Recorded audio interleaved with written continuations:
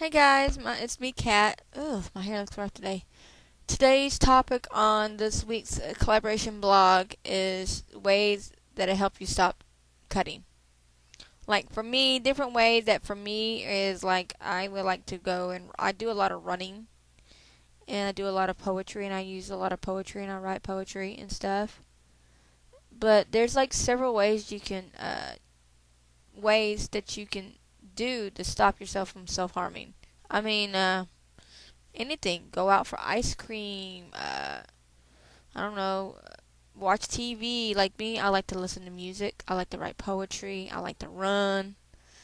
I like to go out and run because it releases all the endorphins. That the reason you're cutting is because the endorphins, the pain that you're feeling, you think cutting is going to be like, you think cutting is going to take away the pain. It's like putting a band-aid on a cut and stuff like that. It's kind of really hard to explain because I have had to do several things to that help me to stop harming. I mean, I don't know. I like to write poetry. I like see I don't know. I'm this is how it's been like because I've had issues of wanting to self harm lately. So I've been like I don't know if you can really see it, but I've been like writing poems and stuff that like there's poems in there and stuff like that, stuff like that, and stuff like that. I like to dance a lot.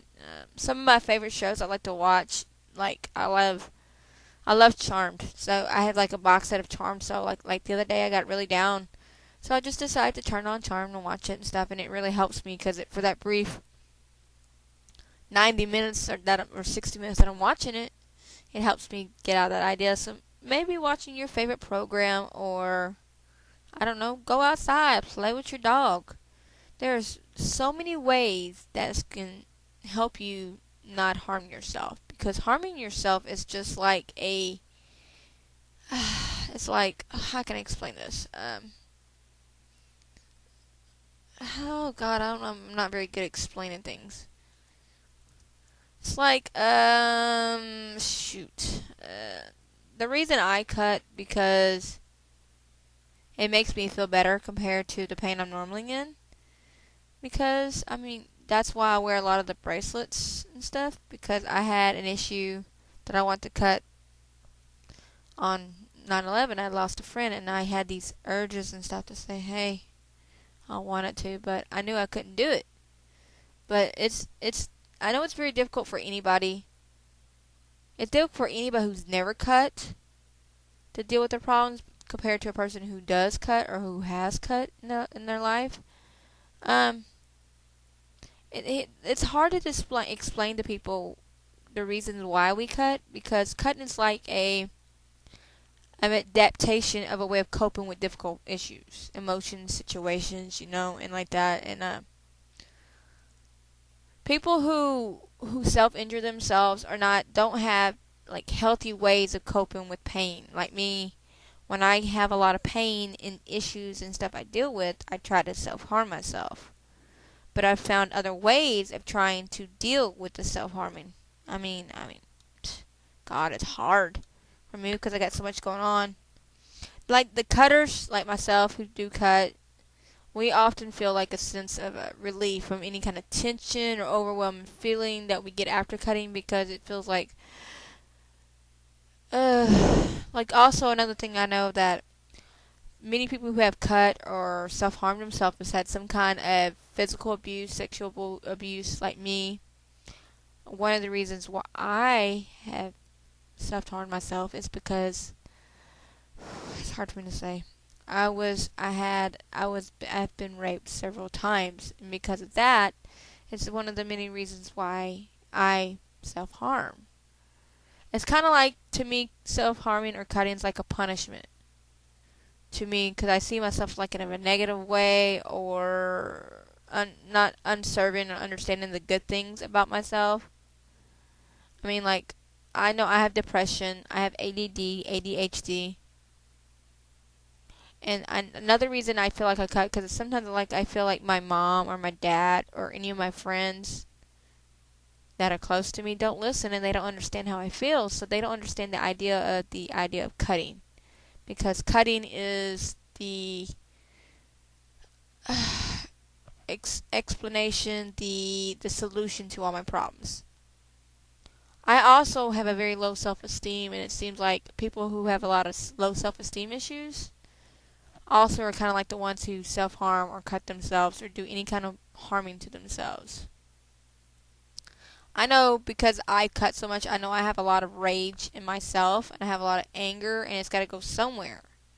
So I take the anger out of myself by self-harming or self-injuring myself or whatever.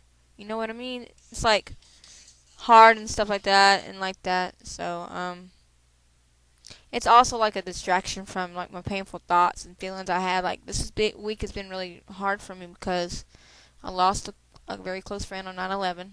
I was talking to her on the phone when the building collapsed. A good friend of mine died on Monday from a car wreck.